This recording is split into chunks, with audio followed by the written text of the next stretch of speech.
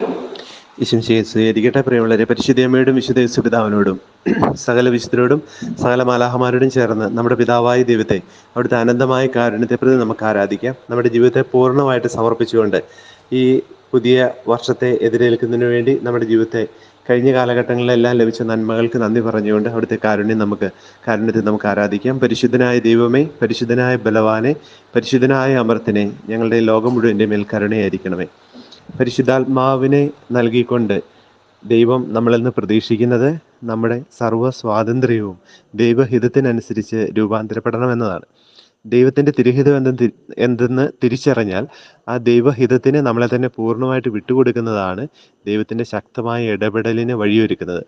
നമ്മുടെ ജീവിതത്തിൻ്റെ ഏത് സാഹചര്യത്തിലാണേലും, ഏത് തകർച്ചയിലാണേലും, ഏത് ഉത്തരം കിട്ടാത്ത സാഹചര്യത്തിലാണേലും, ഏത് അന്ധകാരത്തിലാണേലും, ഏത് അവ്യക്തതയിലാണെങ്കിലും ദൈവത്തിന് എന്നെക്കുറിച്ചൊരു പദ്ധതി ഉണ്ടെന്ന് തിരിച്ചറിയുകയും എൻ്റെ ജീവിതത്തിൻ്റെ ഓരോ നിലപാടിലും, ഞാൻ എടുക്കുന്ന ഓരോ തീരുമാനങ്ങളിലും, ഞാൻ പറയുന്ന ഓരോ വാക്കുകളിലും, എൻ്റെ ജീവിതത്തിൻ്റെ ഓരോ പ്രവൃത്തികളിലും ദൈവഹിതം മാത്രം ലക്ഷ്യം വെക്കുകയും ദൈവഹിതത്തിന് മാത്രം ആമേൻ പറയുകയും ചെയ്താൽ, ദൈവഹിതം നിറവേറാനായിട്ട് സമ്മതിക്കുകയും ചെയ്താൽ തീർച്ചയായിട്ടും അത് ദൈവത്തിൻ്റെ ശക്തമായ ഇടപെടൽ അവിടെ ദർശിക്കാനായിട്ട് നമുക്ക് സാധിക്കും. ഈ ലോകത്തിൽ ദൈവം ഇടപെടുന്നത് അങ്ങനെ നടത്തുന്ന സമർപ്പണങ്ങളിലൂടെയാണ്. വിശുദ്ധ ഫൗസ്റ്റീനയുടെ ഡയറിക്കുറിപ്പ് 208 സന്ദേശത്തിൽ നമ്മൾ കാണുന്ന ഇതാണ്: എൻ്റെ പ്രിയപ്പെട്ട ഈശോയുടെ പാദാന്തികെ ഞാൻ അർപ്പിക്കുന്ന കാട്ടുപുഷ്പങ്ങൾ പോലെയാണ് എൻ്റെ അനുദിനമുള്ള പരിത്യാഗങ്ങൾ. ഫൗസ്റ്റീനയുടെ ഡയറിക്കുറിപ്പ് 208 സന്ദേശം. വിശുദ്ധ ഫൗസ്റ്റീന ജീവിതത്തിൻ്റെ ഓരോ പരിത്യാഗങ്ങളെയും ഒരു പുഷ്പാർച്ചന പോലെ, അതിൽ തന്നെ യോഗ്യതയുള്ള ഒരു പുഷ്പാർച്ചനയായിട്ട് അവർ കരുതുന്നില്ല, മറിച്ച് ഒരു കാട്ടുപൂക്കളുടെ ഒരു അർപ്പണം പോലെ ജീവിതത്തെ സമർപ്പിക്കുന്നതിനെ കുറിച്ച് വിശുദ്ധ ഫൗസ്റ്റീന ഓർമ്മപ്പെടുത്തുകയാണ്.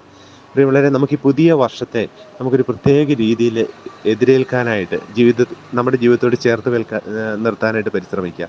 നമ്മുടെ ജീവിതത്തിൻ്റെ ഓരോ തകർച്ചകളും, ഓരോ സഹനങ്ങളും, ഓരോ പരാജയങ്ങളും, ഓരോ പ്രാർത്ഥനകളും, ഓരോ അധ്വാനവും, ഓരോ അവഹേളനങ്ങളും, ഓരോ വീഴ്ചകളും ഈശോയോട് നമുക്ക് പറയാം: ഈശോ, അതെല്ലാം നീ സ്നേഹമായിട്ട് സ്വീകരിക്കുക. ഒരുപക്ഷെ കാട്ടുപുഷ്പങ്ങൾ പോലെ ചിലത് യോഗ്യതയില്ലാത്ത നിലപാടുകളായിരിക്കാം, പരാജയപ്പെട്ടതായിരിക്കാം, വളരെ സരളമായ കാര്യങ്ങളായിരിക്കാം, വളരെ ഭംഗിയില്ലാത്ത കാര്യങ്ങളായിരിക്കാം, ഒത്തിരിയേറെ കണ്ണുനീരും വേദനയും സഹനവും ഉള്ള കാര്യങ്ങളായിരിക്കാം, ഞാൻ തന്നെ പരാജയപ്പെട്ട് നിന്നെ വേദനിപ്പിച്ച സാഹചര്യങ്ങളായിരിക്കാം. എന്നാലും എൻ്റെ ഈശോയെ, എല്ലാം നീ സ്നേഹമായിട്ട് പരിഗണിക്കുക.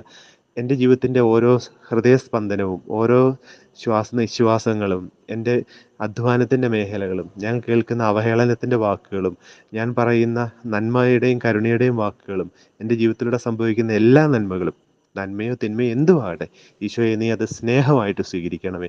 എനിക്ക് ഇത്ര മാത്രമേ അറിയത്തുള്ളൂ. ഞാൻ അങ്ങയിൽ ശരണപ്പെടുന്നു.